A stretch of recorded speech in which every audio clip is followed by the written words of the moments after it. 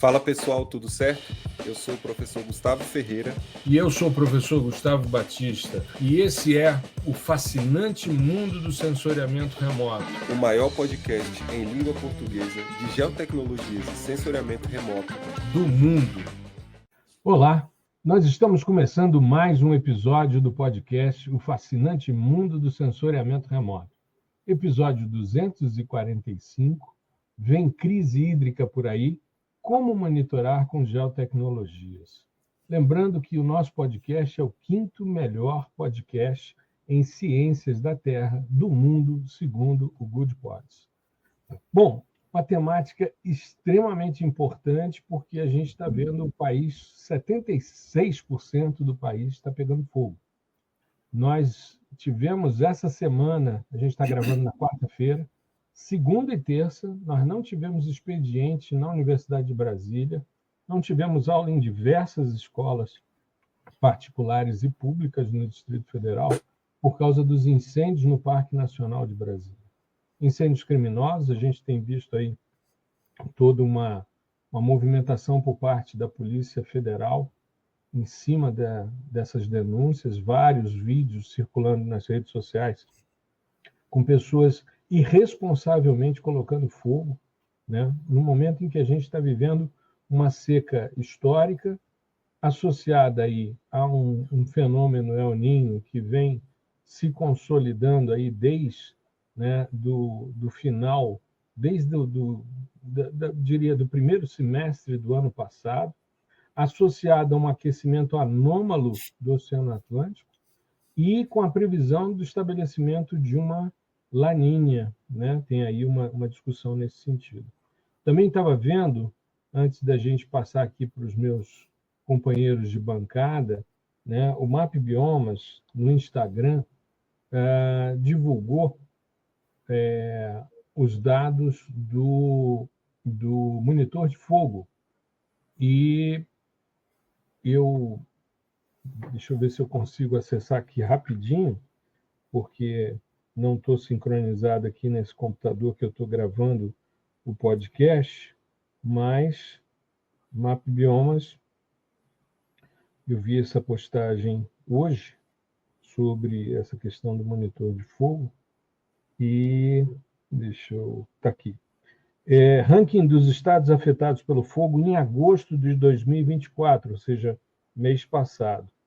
Mato Grosso, com 1.716.000 hectares, depois Pará, depois Mato Grosso do Sul, Tocantins, Amazonas, São Paulo, Maranhão, Rondônia, Piauí e Minas Gerais.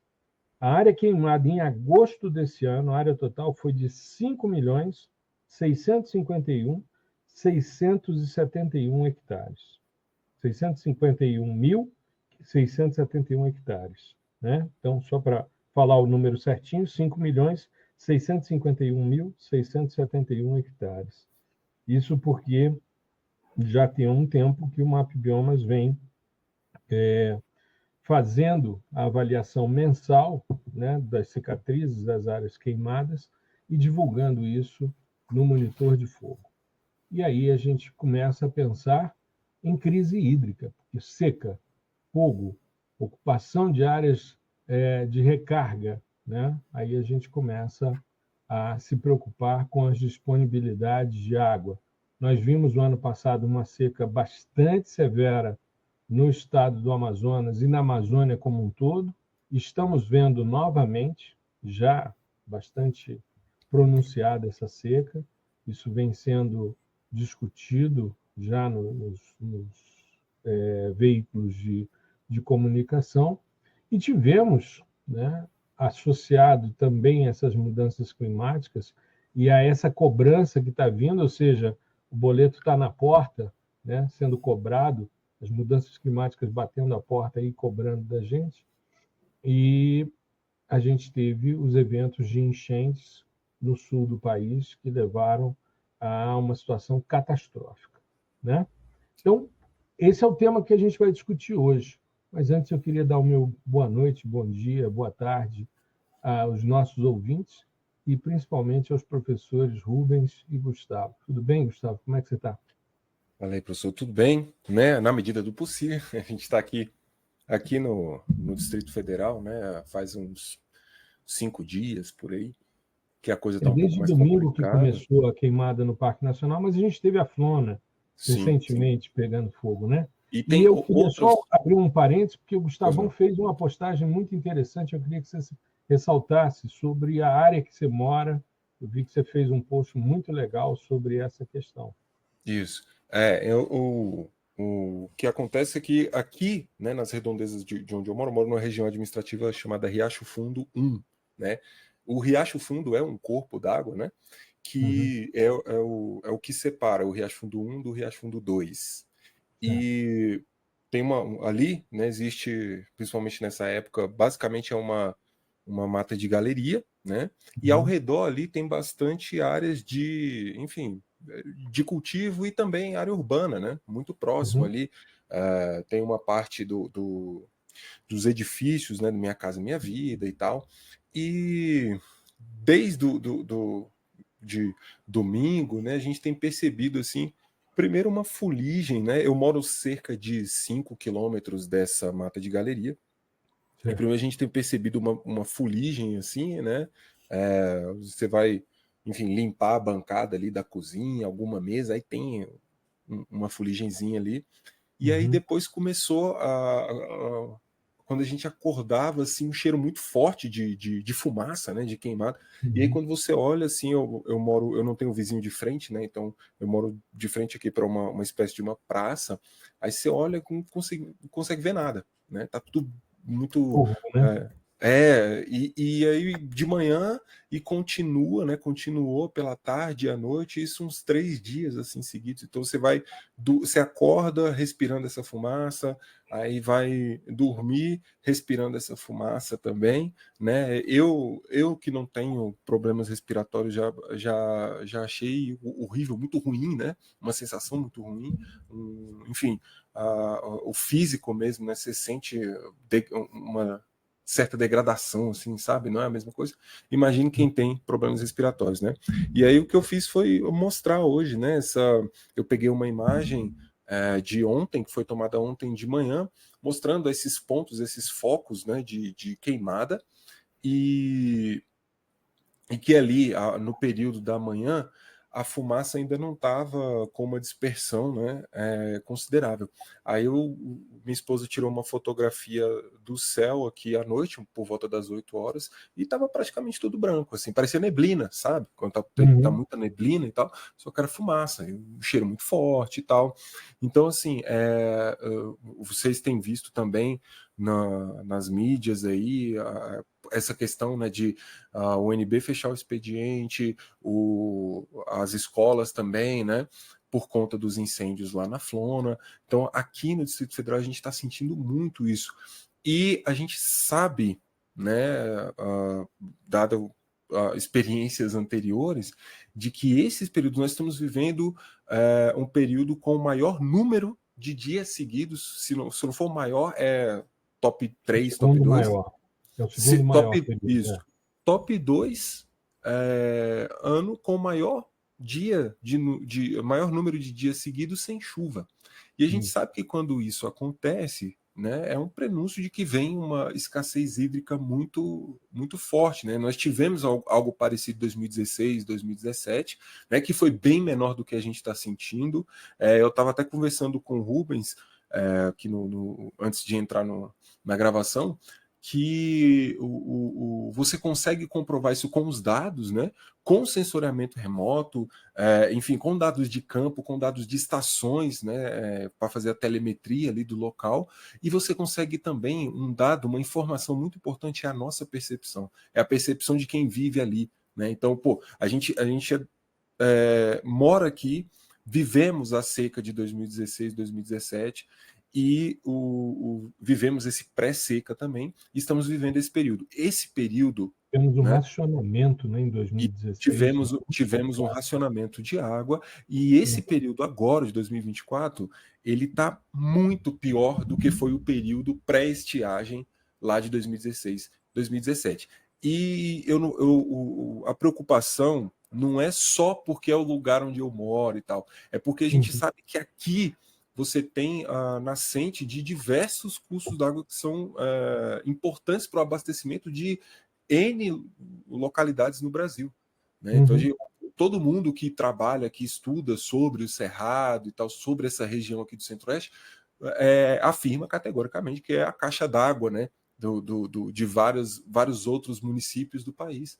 Então, isso é muito alarmante, né? E a ideia é discutir um pouco isso e colocando sempre uma luz de geotecnologias aí, seja para analisar, né, para traçar, enfim, alguns cenários e também propor algumas ações. Eu entrei aqui no Instagram do INET e há 12 horas atrás eles publicaram um card em que dizia 2024 é o ano com maior dias sem chuva em Brasília em 61 anos. O ano que teve mais dias sem chuva foi 1963, com 163 dias, e agora 2024 com 148 dias, né? O terceiro foi 2004, depois 1995, 1962. Então, é algo realmente preocupante. Então, quando a gente fala sobre isso, aí o cara fala, pô, mas em 63 você não tinha mudanças climáticas. Exato, não tinha. Você tem as oscilações climáticas normais, mas associado a essas variações, quando você tem os impactos e as degradações de ação antrópica, aí você vê a complicação que é, né? Porque você está falando de dias sem chuva, mas você está falando sobre isso se tornar cada vez mais recorrente e a gente ter que sobreviver, né, a essas questões com mais frequência, né? Então, isso é uma questão que chama muita atenção. Tudo bem, Rubens? Como é que você está? Bom, depois de tudo isso, como é que eu estou? Vamos conversar, né? Qual é o nome daquela fobia que a gente tem em relação ao clima, né? Me fugiu o nome agora, mas assim, se eu já não tinha, já comecei a desenvolver, né? Mas eu acho que é, na verdade, assim, um raciocínio em camadas, né, Gustavo? Você falou muito bem, né? Nós não tínhamos as mudanças climáticas, né? O Gustavo falou agora, realmente, a questão do tempo de estiagem, né? Que é um dos nossos maiores riscos, né? Assim, boa parte das minhas pesquisas são justamente da gente adaptar o nosso território para a estiagem, né? Porque, na verdade, a gente sabe que há uma tendência de quando as chuvas vierem, elas vão ser mais intensas e mais curtas, então a gente tem que pensar uma forma.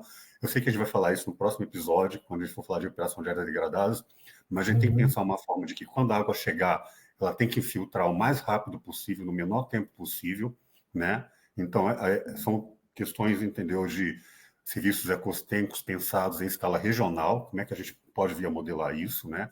E tem uma outra questão também, que é um outro fator muito importante também, que nosso amigo, professor Rômulo, né, ele fez uma apresentação e que realmente aquela crise hídrica anterior, ela foi relacionada sobretudo, né, também à expansão do uso do solo, né? Ou seja, a expansão do uso urbano, sobretudo irregular, né, vamos dizer assim, né, sobre, né, as áreas de manancial, áreas que infiltrariam, né? E realmente, se a gente for pensar também, né, a mancha, né, de uso irregular, né, assim, por exemplo, um dos maiores impactos, né, se a gente for falar de fator de mitigação, né, se a gente for ver no Distrito Federal, o primeiro realmente é o que sai de emissões, entendeu, veiculares, né? O segundo é a conversão do uso do solo de rural ou natural para urbano, né? Então, a gente tem que pensar também isso também, né? Ou seja, a gente está somando várias camadas de ações antrópicas que, na verdade, estão piorando o nosso cenário, e agora a gente ainda teve essa quantidade de incêndios, né?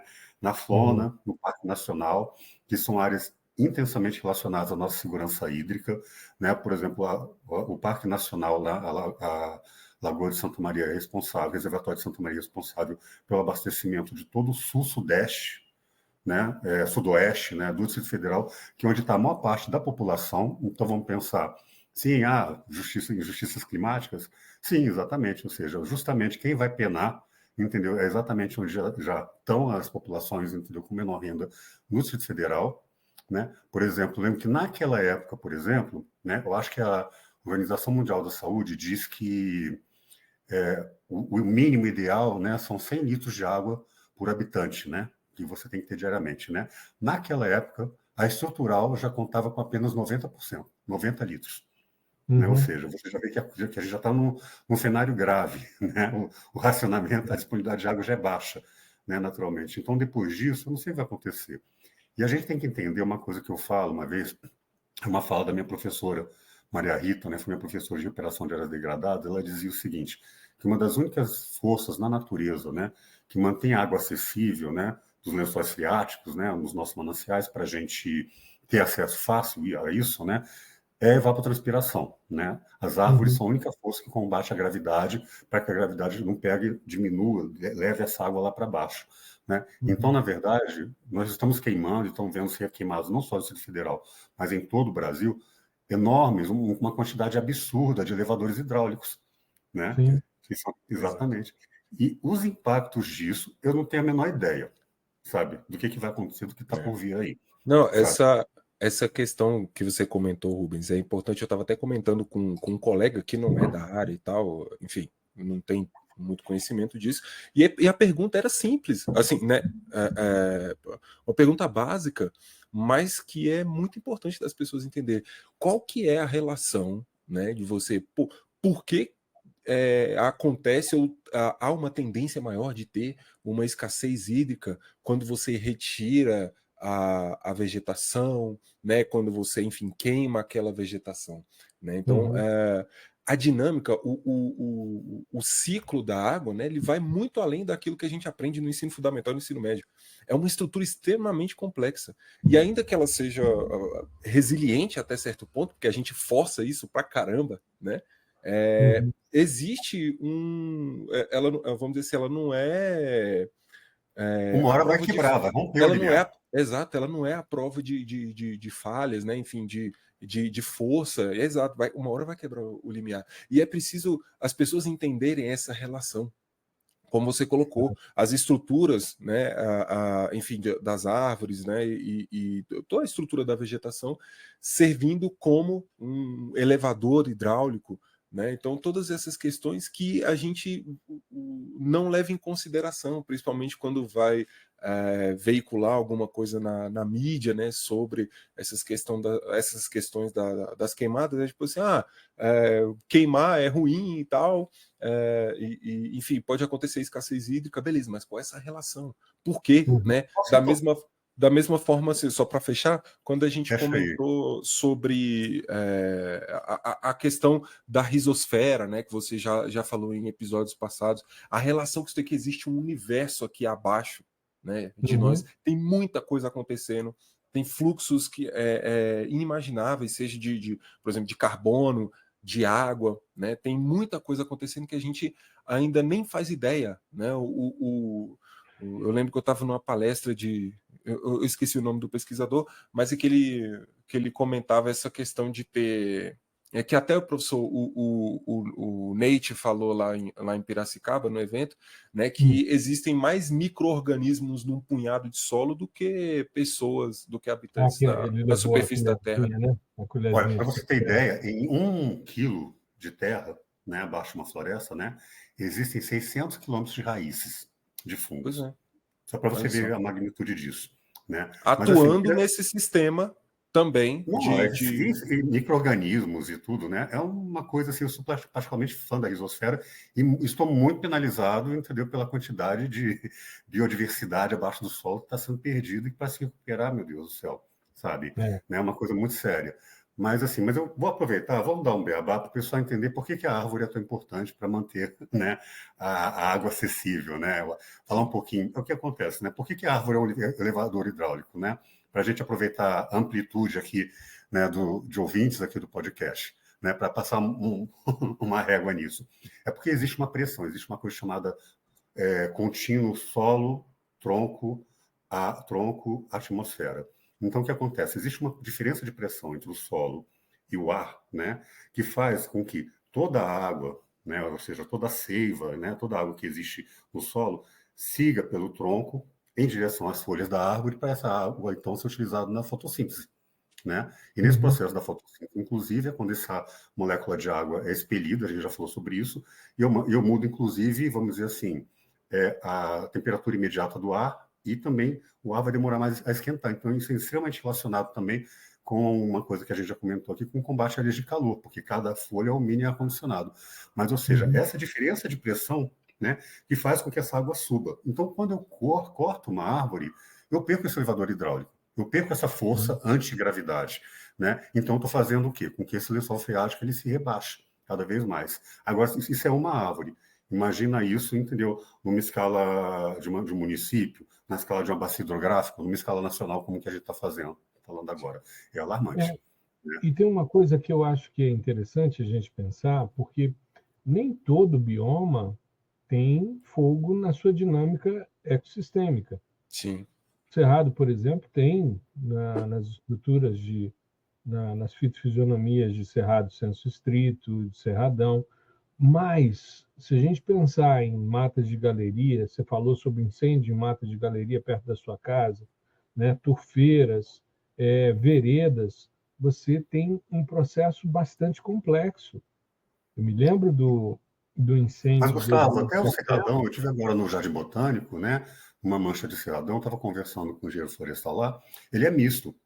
Ele tem espécies adaptadas, mas tem espécies que não são adaptadas. Inclusive, tinha uma evapotranspiração muito forte, impressionante, em plena seca agora, no Jardim Botânico de Brasília, justamente na área que tinha cerradão, né, havia evapotranspiração, que eu chamo que é aquele geladinho. Né? Então, até o cerradão mesmo, ele sofre impactos. Né? Nem todo ele Claro. Sempre vai haver impacto, mas o fogo faz parte da dinâmica ecossistêmica de cerrado. Ele faz parte desse processo. Mas existem tanto espécies como fitofisionomias que sofrem bastante. Eu me recordo agora, quando a gente esteve nos Seringais, no Acre, há coisa de 2 meses atrás, né, e ainda juntou com o fenômeno de friagem, eu peguei 16 graus no Acre. 16 graus, eu tive que dormir de cobertor. Né? Eu fiquei ensandecido, ainda bem que eu tinha uma camisa de campo, eu botava uma camiseta e tal, porque estava frio. E a gente estava no meio de um seringal, evapotranspirando. Você tem Samaúma nessa região. Né? Você tem 1 milhão, aliás, 1.000 litros, melhor dizendo. Mas você tem, a Samaúma coloca, em média, por dia, 1.000 litros d'água por evapotranspiração. Então, mas é interessante, eu me recordo, estava comentando isso, a respeito do... Aliás, eu tenho, inclusive, uma banca amanhã sobre esse trabalho de recuperação dos incêndios que ocorreram em 2017 no Parque Nacional de Chapada dos Veadeiros, e está queimando de novo. Né? E me recordo das estruturas arbóreas como se tivesse passado um correntão, como se tivesse desmatado por causa do fogo. Então, é algo bastante complexo, bastante complicado da gente avaliar. Mas como é que a gente pode pensar em monitorar essas questões sob o ponto de vista de geotecnologia? O Rubem já falou sobre a importância da vegetação. Então, mapeamento, né? Se a gente for pensar em termos de serviços ecossistêmicos, carbono é proxy para tudo, então a vegetação tem uma importância muito grande. Né? A verificação da presença dessa vegetação, né? Utilizando índices espectrais, por exemplo, é uma questão importante. Áreas de recarga de aquíferos, ver questão de uso e ocupação, né? Monitorar esse tipo de alteração de cobertura. O que mais você sugere, Gustavo? Olha, dado a disponibilidade de dados, hoje, inclusive os ready to use, né, que a gente já comentou, os datasets e tal, cara, tem muita coisa. Tem um universo de sistemas sensores dedicados a essas coisas. Você tem datasets de monitoramento de seca também, né, diretamente, Sim. vamos dizer assim, que utilizam integração de dados. Eles utilizam dados integrados para o globo inteiro, né? Você tem aquelas missões de soil moisture, né? Que inclusive utilizam o radar passivo, que é uma coisa que a gente quase não vê, né? Mas a gente... passivo, né? Isso, micro-ondas, isso, sistemas de micro-ondas passivo. Então, assim, você tem esses dados que... isso, é do Canadá, não é? Eu não me recordo agora. É uma missão frequente, recorrente, assim. De moisture, né? Isso. Então você tem esses dados que você pode agregar, você tem dados de temperatura, né? Você tem dados que assim são da Agência Espacial Europeia, Soil Moisture and Ocean Salinity, SMOS. Tem um outro também de umidade passivo. Desculpe interrompê-lo, sabe? Não, tranquilo. Mas é que a ideia é essa, são N dados, assim, se você não quiser pegar o dado bruto e processar, né? Mas você pode pegar dados de radar de abertura sintética, você pode integrá-los com dados óticos, né? Mas enfim, você tem muita coisa disponível hoje, porque como a gente comentou, o ciclo, o fenômeno em si é um fenômeno extremamente complexo. E um fenômeno complexo, né, ele exige, na maioria das vezes, uma modelagem com um número de variáveis elevado. Né? Por exemplo, todas essas variáveis que são disponíveis. Biomassa seria uma delas também. Né? Essa questão de disponibilidade hídrica, você tem isso também calculado, modelado e servido como um dataset, né? Mas para algumas regiões, porque se eu não estou enganado, utiliza dados de LiDAR também. Enfim, então você vai ter, por exemplo, a altura das árvores, né? Enfim, da copa e tal, porque aquilo ali caracteriza uma região como uma, a depender, né, dessa altura, você vai ter uma caracterização de uma região com uma capacidade, né, de drenar ali toda a água que cai da precipitação, maior ou menor. Então, e você tem esse dado de altura, né, por pixel ali e tal. Então, isso são fontes extremamente importantes, e como o professor colocou aí, são fontes oficiais, né? Então, de órgãos da Agência Espacial Europeia, do DLR lá da Alemanha, da NASA, aqui da gente também, né? Você tem dados dos próprios sensores ali, como eu comentei, as estações de telemetria, né? Então você pode extrair ali seus dados, enfim, de corpos d'água, de precipitação, montar seus gráficos de balanço hídrico, entender aquela dinâmica, o que está acontecendo ao longo do tempo, né? Como que está acontecendo essas coisas? Eu posso delimitar curvas de previsão, tendo como base os métodos de séries temporais, né, delimitar tendências, sazonalidade. Existe alguma quebra de sazonalidade desde sei lá quando que esses dados estão sendo disponibilizados? Né? Tudo isso é disponível hoje e você não precisa de um mega computador, você não precisa de uma internet a melhor de todas, sabe? Então, tudo isso está aqui na nossa mão. Né? É evidente que existe um caminho, só para fechar minha fala aqui, existe um caminho que nós, acadêmicos, precisamos percorrer, né? Que é o caminho de fazer ciência com esses dados para mostrar com dados, né? Com evidências científicas, o que está acontecendo e o que provavelmente acontecerá, dado o que está acontecendo hoje. Né? Então, e isso se materializa pelos trabalhos, pelo artigo, ou pelo resumo, né? Enfim, pelo relatório técnico, seja o que for, tese, dissertação, tá? Então a gente, e eu vejo que o nosso meio aqui, ele está bem engajado nisso, né? Exato. Então a gente, dentro do meio científico, dentro da parte científica da coisa, a gente está trabalhando bastante, né? Agora falta essa questão que a gente tenta trabalhar aqui, de divulgar, de falar para mais pessoas, de mostrar para pessoas, não só aqueles especialistas, mas o público geral, por que a árvore é importante no ciclo da água.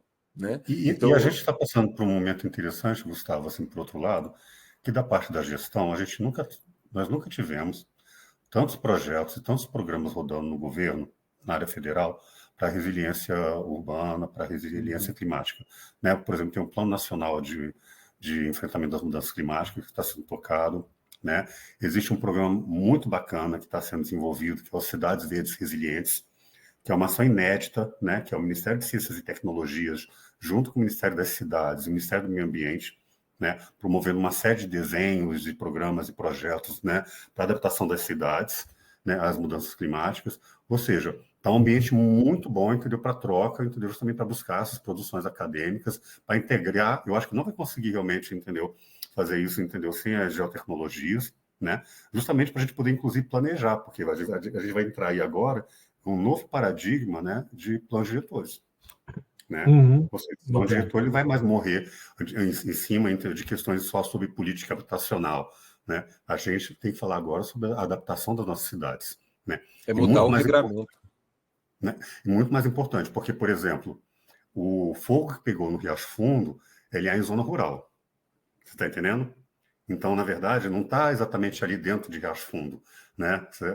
Então, os planos diretores, né, vão ter que avançar sobre os territórios, vão ter que avançar sobre as áreas rurais, porque a resiliência não está ali, né? Está em uma determinada reserva, numa área de recarga de aquífero, né? Ou seja, isso vai ter que começar a ser integrado, essa conversa, né? Não vai dar para o planejamento fechar a cidade em torno de si mesma mais, né? Esse é o ponto.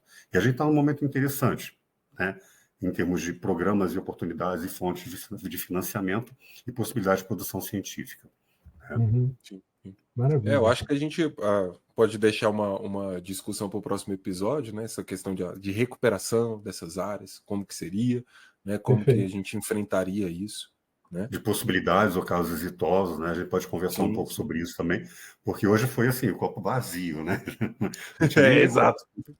Antigamente falava meio copo, não, o copo quebrou. O copo já foi, o copo quebrou. Né? Aí, olha, tinha que ser Stanley. Não. Então, que bom. Nada contra os usuários de Stanley. Muito. Não. Esse aqui, inclusive, eu ganhei quando comprei o café, aí veio o copo e tal, e eu uso para tomar água, enfim. Mas é isso. Eu acho que a gente explorou legal. Outro dia, Gustavo, recebi um comentário, né, no próprio podcast, né, lá no Spotify, as pessoas dizendo, muito interessante, tá? Uma pena que ficou menorzinho. Aí eu falei, bom, a gente está fazendo um exercício de síntese, né? Porque antes a gente estava 1 hora falando. Não dizem aí que o pessoal agora não fica retido, né? Tem um tempo de retenção menor. Então, beleza. Então a gente está aqui dançando conforme a música. Porque se deixar, a gente fica. Né? Vai acabar só amanhã. Exato.